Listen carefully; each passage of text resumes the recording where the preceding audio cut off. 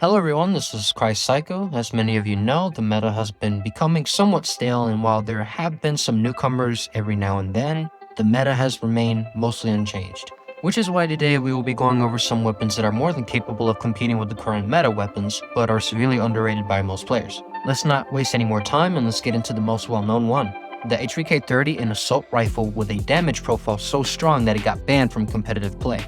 For those who aren't familiar, the HVK with large caliber ammo is capable of achieving a 3-tap in the initial range for a time to kill of 180 milliseconds, which beats out most SMGs while never needing more than 5 shots to kill regardless of distance. Headshots are absurdly strong as they help to reliably reduce shots to kill at a longer range while also giving the potential to basically insta-kill anyone by landing 2 headshots within the 4-tap range. The HVK is not a one-trick pony either, having good BSA and recoil, which means that you can use it at virtually any range. It is almost a perfect AR, but there is one key factor that keeps it balanced, and that is mag size. Due to the necessity of large caliber, you are limited to a mag size of 28 rounds, which means that you will have to pay much more attention to your ammo count compared to other weapons, and there will be times where you run out of ammo mid-fight. The build we recommend focuses on improving accuracy while boosting range and without hurting mobility. Next, we have another AR that got banned in comp, but unlike the HVK, it was banned before it even got to see any use, and that title goes to the AS Val with the 15-round FMJ mag. For starters, it has the same 2-tap consistency as the SKS up to 44 meters, and even beyond that, its recoil and flinch are much lower than the SKS, which means that you can still take long-range fights very reliably. The Val is also capable of things that the SKS could never do, such as being able to 2-tap through walls due to having increased penetration.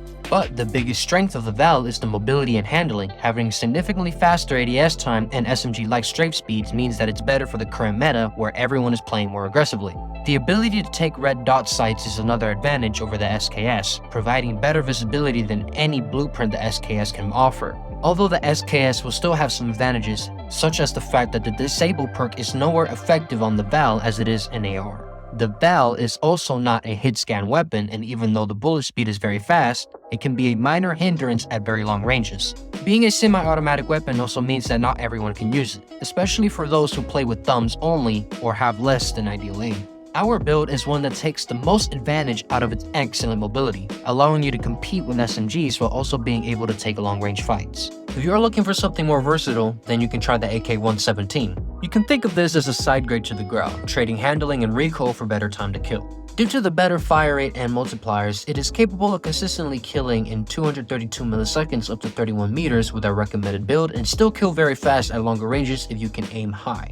It also has good BSA and low vertical recoil, so you can use it at longer ranges as well. But while it performs in terms of time to kill, it is not as mobile and neither does it handle as fast as the Grau, so it can't be used quite as aggressively. And while its recoil is fairly low, it does have some horizontal sway, which is completely random for each time you spray it, meaning that you can never perfectly control the recoil since it's different every time, and makes it less reliable at challenging main ARs like the Kilo. The build we provide is meant to help with the weapon's recoil problem while also improving range without hurting mobility too much. Another similar option we recommend trying out is the CR56 AMAX. Most players tend to look at the range and damage profiles and disregard it entirely, seeing that it's inferior to the Grau. But what most fail to take into account are the body multipliers, which do give it some advantage over the Grau. Compared to the Grau, achieving a 4-shot kill is much more consistent with the AMAX as the chest multiplier is higher and the multipliers extend to the stomach. This also helps to mitigate the lower damage at longer ranges, especially if you can land chest shots. Another benefit is the bullet speed, or the lack of it. Being a hit scan weapon means that the TTK is not affected by distance, which makes the TTK very much more comparable to the Grau despite having less range and fire rate. That combined with having similar recoil and BSA means that it can compete with the Grau in the same ranges as well.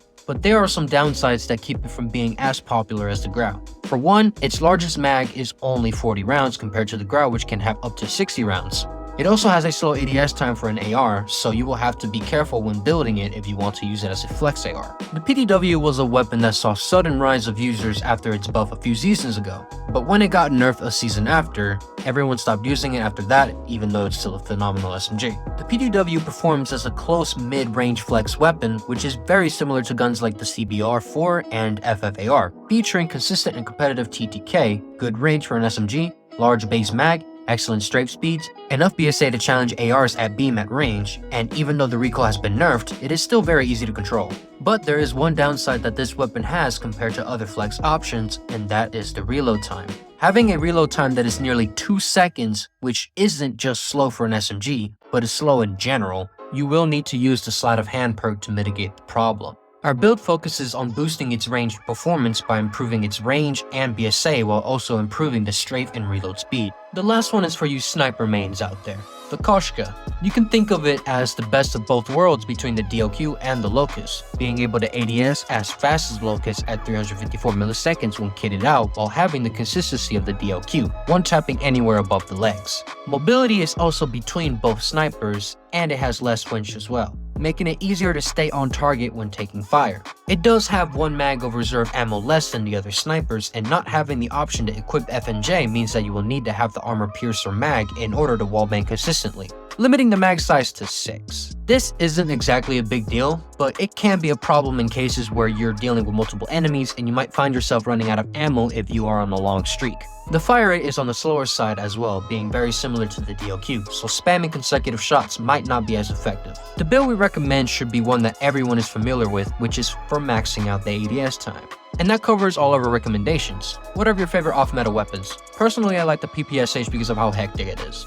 Leave some of yours in the comments and tell us if you found this video helpful. If you enjoyed this video, please leave a like, subscribe, and hit the notification bell. This is Christ Psycho, and I'm going dark.